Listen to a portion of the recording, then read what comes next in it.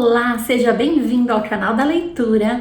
Hoje eu trouxe um livro muito especial, que é o livro Mulheres Incríveis. É um livro que traz exemplo de várias mulheres inspiradoras, são histórias inspiradoras de mulheres do mundo todo.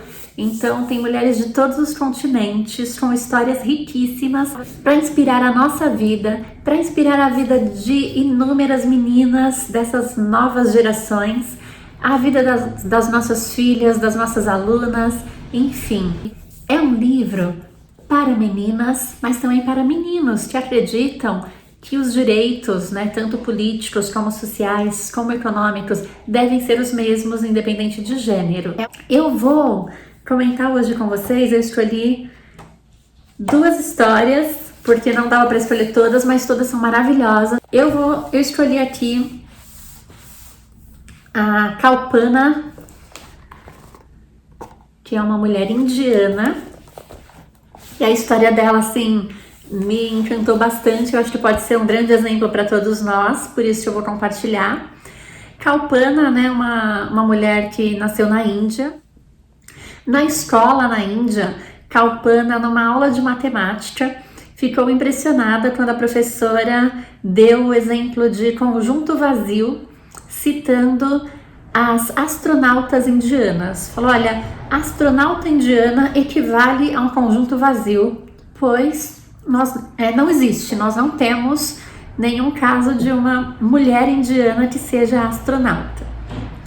E Kalpana ficou pensando sobre aquilo e imediatamente ela teve a ideia de reverter aquele conjunto vazio. Ela ficou pensando se de repente não podia ser ela essa primeira astronauta indiana.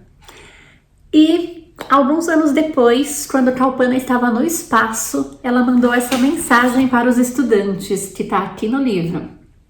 O caminho dos sonhos ao sucesso existe. Que vocês possam ter a visão para encontrá-lo e a coragem de entrar nele.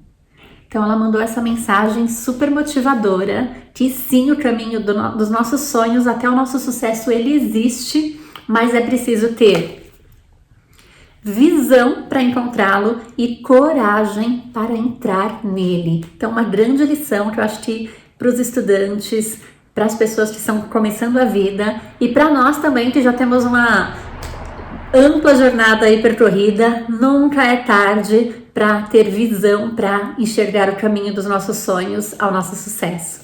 Tá? Acho que sempre vale muito a pena. Então, ela mandou essa mensagem do espaço, sim, se tornou a primeira astronauta indiana. Ela também conseguiu trabalhar na NASA e morreu em 2003 numa expedição para o espaço, mas assim, teve uma carreira de muito sucesso mesmo. Foi uma grande astronauta indiana e hoje a astronauta indiana não representa mais um conjunto vazio.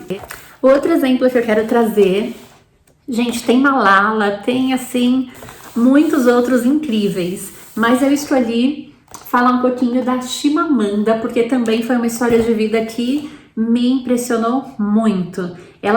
A frase aqui escolhida para apresentar Chimamanda é: escolher escrever é rejeitar o silêncio. Então já é uma frase assim muito potente, dela, que quando ela escolheu escrever, ela estava rejeitando o silêncio. Então, eu quero me posicionar, eu quero falar o que eu acredito. E a Chimamanda, ela tem uma contribuição assim muito forte, porque como uma mulher nigeriana, ela por muito tempo só leu livros da cultura da Europa e ela não tinha acesso a mulheres como ela nos livros que ela lia. E ela começou a escrever livros segundo esse modelo que ela mesma lia. Então, usando os personagens típicos dos livros que ela lia quando criança, ela começou a escrever também. Até que já jovem, quando ela foi para a universidade, ela começou a ler autores africanos com livros retratando mesmo personagens com perfis africanos.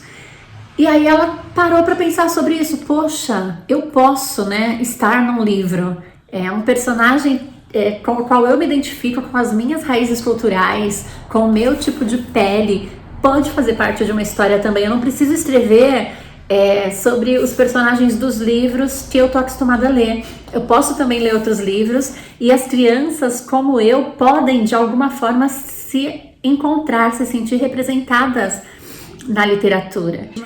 E Chimamanda, assim, né, ela nasceu em 15 de setembro de 77, então é jovem aí ainda, tá em produção. Eu tenho aqui alguns livros, eu sou fã da Chimamanda.